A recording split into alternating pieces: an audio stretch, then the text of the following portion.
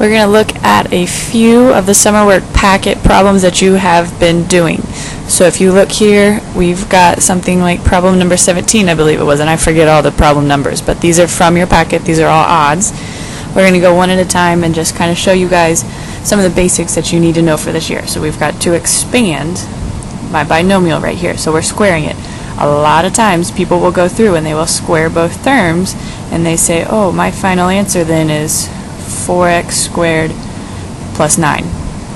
That is not right. If that's what you guys had, you need to make sure that you go through and you actually write out what this problem is asking. It's saying take your 2x minus 3 and square it, which means multiply it by itself. Now a lot of you guys know this is foiling, so if you go through, that does give me my 4x squared. But then if you go through even further, we have 2x times negative 3. That's going to give me negative 6x. Then we have this second middle term, which is going to be negative 3 times 2x, which is another negative 6x. Then we do have our plus 9, but as you can see from what some of you probably said, we have left out this middle term. So my final answer, 4x squared minus 12x plus 9. That middle term is huge. Moving on over to my factoring, we've got x squared minus 10x plus 21. The only reason I'm doing this is because a lot of you forget, does it multiply to the last number, add to the middle, or is it the opposite? So we're looking for two numbers that multiply to give me 21 and add to give me negative 10. Well, if we think about it, we go through and we say, well, what multiplies to 21? We got 21 and 1, 7 and 3. Those are my only two options. The only ones that would add to 10 would be 7 and 3. And if you have trouble with your signs, I always fill this out. We know it's going to be x and x. If it's going to multiply to a positive, that means that both of these signs have to be the same. So that means look to the first sign, and that tells me that they both have to be subtraction, or negatives, I should say. Doesn't matter, since they're both the same sign, we can put my 7 and 3 in either spot, and there it is factored. If it asked you to solve, then you would have to take each factor, individually set it equal to 0, and solve for x. These are basic. That would mean that x would equal 7 and 3, both positives. We've got another factoring. This time there's only two terms, and anytime I see that there's two terms, I automatically think, okay, can I do the greatest common factor? Is there something I can take out of both terms? No. So then the second thing that you should check is, are they both perfect squares, and are we subtracting? Is it a difference of squares? Well, what times itself would give me x to the fourth? That would be x squared. So x squared and x squared. We know they need to multiply to a negative, so that tells me I need one positive and one negative. And then you take the square root of the second value. Well, the square root of 81 is 9. If you stopped there, you got it started, but you did not go all the way through the problem, because if you look, these two right here are very similar. They're both difference of squares. That means that we can simplify this first term even further. This is not a difference of squares. They're both perfect squares, but we're not subtracting, so this is prime. He is completely factored. If you take this right here, we take the square root of x squared, that gives me x and x. We know it's the difference of squares, so we need a negative and a positive. Square root of 9 is 3. So that is the final factored form. Last factoring problem is one that at first glance looks like I should probably distribute the x and the negative 6 through and then combine like terms, and you can. But if you look a little bit closer, you can see we have x plus 3 and x plus 3. That is our greatest common factor. Think of it that way. That has already been factored. That's something that we can factor out of this binomial. This is just a binomial. So if we take out x plus 3, what does that leave? Well, we've got an x and we've got a negative 6.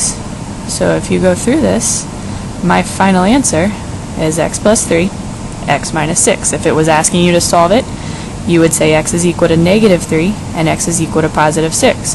This right here is a step into the factor by grouping. If any of you remember, if you have 4 terms to begin with, you're going to go through and factor out of the first 2, factor out of the second 2, and we can do one of these in class. But this is where you would get to if you were going to go factoring by grouping. Moving on to the last problem, I think this was on the first page still. We wanted to know what term would you add to complete the square. That's what the CTS is up here. So in order to do the completing the square, you look at B which is the number in front of y or x or m or anything that it's not being squared, and we have negative 6. You take half of b and you square it, and that's what we're going to add to both sides. Now, if you're squaring a value, it is always going to be an adding to both sides. It's going to be positive. Half of negative 6 is negative 3. Negative 3 squared gives me 9. That's your final answer. Moving on to the second page, we were asked to solve for x. Now, how it's written, it's a little bit trickier. If you think of it as 1x, or just x over 3 equals 5 over 12, it's a whole lot easier because this is no different than x over 1. We can push it to the numerator. Anytime you have two fractions equal to each other, you just cross multiply. So we have 12x and set them equal to the opposite diagonal. Now this is just a one-step equation. To get x by itself, you're going to undo the multiplication, so we're going to divide by 12. That tells me x, if we, let's see here, we can simplify that, 5/4.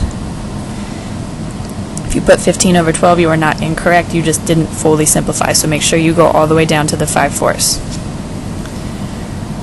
Next, we have a problem asking us to solve for t. Anytime you have a quadratic, cubic, you know you need to be looking out for more than one solution. A lot of you probably put one, moved on, and forgot that there could be more than one solution. So, first step I'm going to try and do is to factor this. Well, we have two terms. So remember, you're either going to look for the GCF, the greatest common factor, or you're going to try and do a difference of squares. Well, t cubed is not a perfect square, so we can't do that. We do have t's in both terms. We actually have 2 and 3. That means the greatest common factor is t squared. What's left is t minus 9, and that's equal to 0. We cannot factor these any further, so since this is completely factored, in order to solve it, that means you take each factor and set them equal to 0. So we'll say t squared equals 0, t minus 9 equals 0. Well, if you take the square root of 0, t is 0. If we add 9 to both sides, that means t is equal to 9. So you have two answers. Always go back and double check if you plug in 0. 0 minus 0 does in fact equal 0. If we plug in 9, 9 cubed minus 9 times 9 squared, well, I'm not even going to go through and do 9 cubed, because if I know 9 squared times 9, that's really 9 times 9 times 9, which is the same thing as 9 cubed. 9 cubed minus 9 cubed gives me 0. Another solving problem is going to be a quadratic, so we're going to try and factor 3 terms. This a value right here trips people up. They don't like it. They want it to just be 1 so they can go straight to their 2 parentheses. Well, there's a little trick, and this works on every single factoring problem. You take a times c. So remember, it's always going to be ax squared plus bx plus c. So if we take the very first and the very last and multiply them together, that gives me negative 6. I'm just going to write that up here. Now we're going to drop down my first term, 2x squared and 2x squared. I know that 2x squared times 2x squared does not give me 2x squared. We're trying to get back to the original, but just hang with me. We want two numbers that multiply to negative 6 and add to negative 5. Well, that could be 2 and 3. That could be 6 and 1. Either of them would give me a negative 5 when I add it together. Because we want them to multiply to a negative, we need a positive and a negative. We want them to add to a negative 5. That tells me that my biggest value, my biggest factor, has to be negative. So we're going to go with 6 and positive 1. It's equal to 0.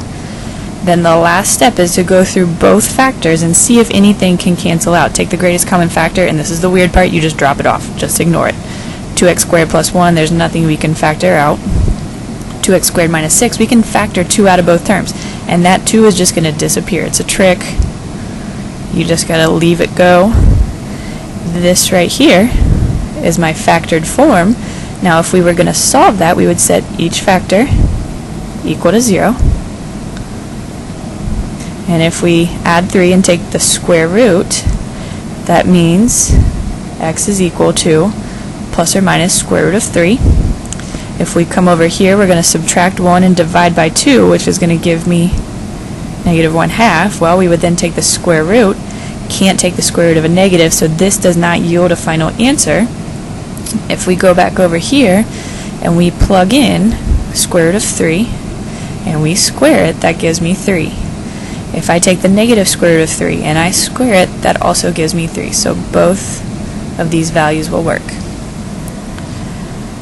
My final problem is actually much easier than a lot of people want to make it out to be.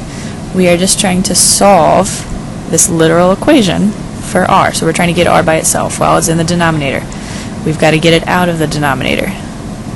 So we're going to multiply both sides, because whatever you do to one side you have to do to the other, by 1 minus r. That cancels. It's going to leave me a. We've also got over here, if I distribute 1s minus rs. Well, we're trying to get r by itself, so you're going to get everything to the other side. So we're going to subtract. I'm just going to drop off that 1 and make it s. It's going to leave negative rs equals a minus s. Now I got to get rid of this s. It's being multiplied by r. So we're going to divide by s. And at the same time, I'm going to divide by that negative sign. So the s's are gone, the negatives are gone, we're left with r, which is what we wanted. And we've got a minus s over negative s. And some of you may have simplified it differently. You could have pulled the negative sign up and then changed the signs up top. Doesn't matter. We have r by itself.